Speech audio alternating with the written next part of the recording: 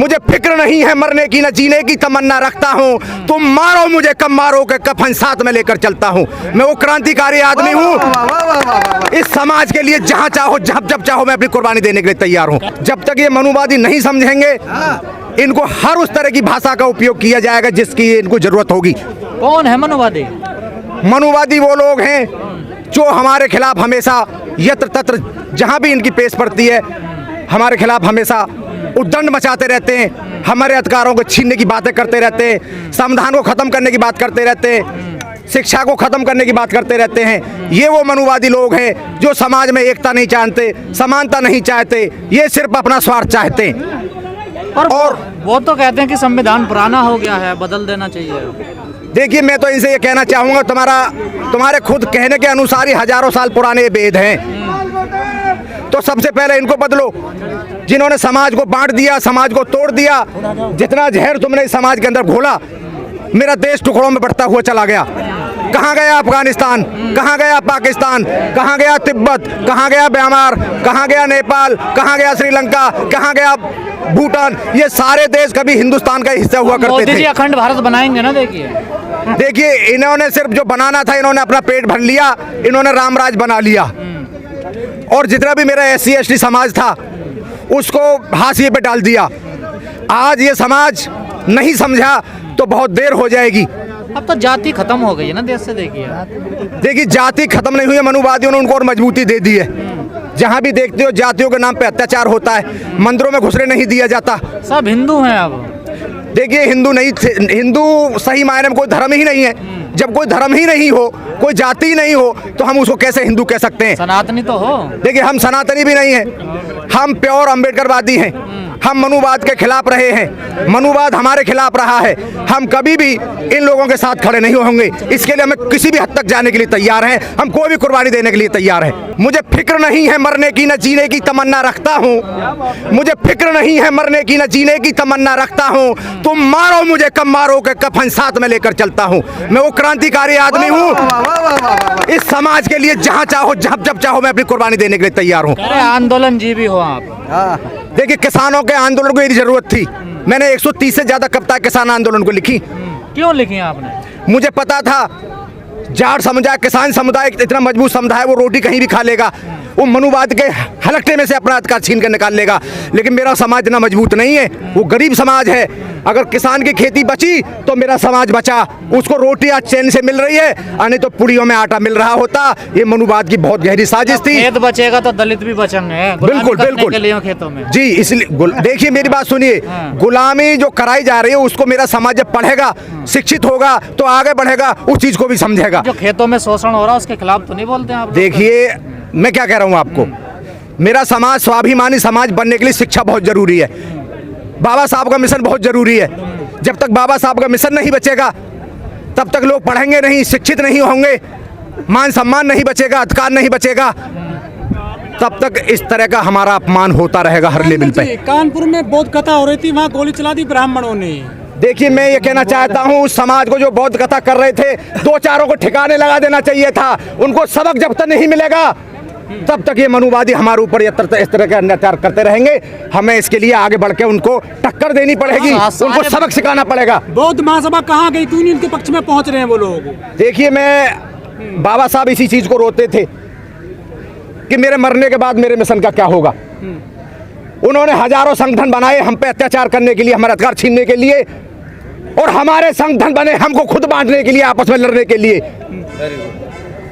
इस वजह से हम पे अत्याचार हो रहे हैं। मनुवादी एक एक आदमी का DNA पड़ा हुआ है, हर आदमी को जड़ से जानते हैं। जब तक हम उठते भी नहीं तब तक उनका मिशन रोडों पे आ जाता है। जो कानपुर में फायरिंग की गई है, बौद्ध कथा में तोड़फोड़ की गई है, वो दलितों पे हुई है या बौद्ध धर्म पे हुई है? देखिए, दलितों पे सही मायने में तो बौद्ध धर्म पे हुई है।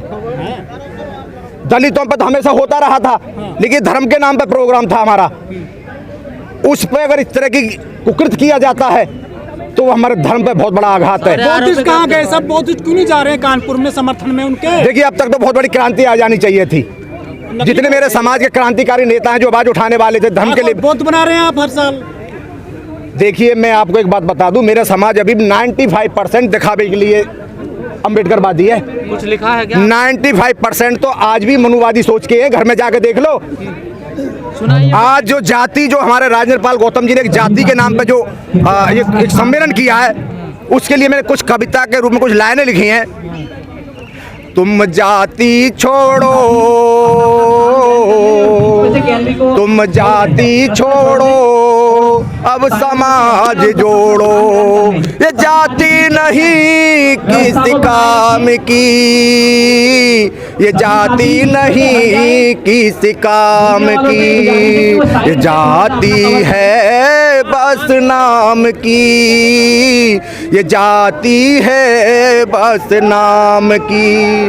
जातियों में बांटा जिसने, आपस में लड़ाया जिसने, जातियों में बांटा जिसने, आपस में लड़ाया जिसने, दुश्मन है वो हमारा, दुश्मन है वो हमारा, तुमने उसकी नहीं पहचान की। तुम जाति छोड़ो, अब समाज जोड़ो, ये जाति नहीं किसी काम की, ये जाति है बस नाम की। हम मूल निवासी भारत के, हम मूल निवासी भारत के, हम रखवाले इस भारत के, हम मूल निवासी भारत के, हम रखवाले इस भारत के। ये बुद्ध की धरती है, इसकी यही पहचान थी।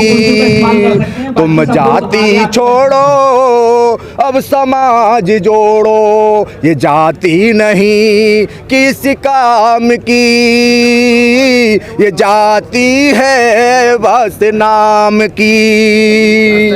ये देश हमारी जननी है, ये देश हमारी जननी है, ये मौर्य वंश की धरती है, ये जाति हमारी, ये देश हमारी जननी है, ये मौर्य वंश की धरती है।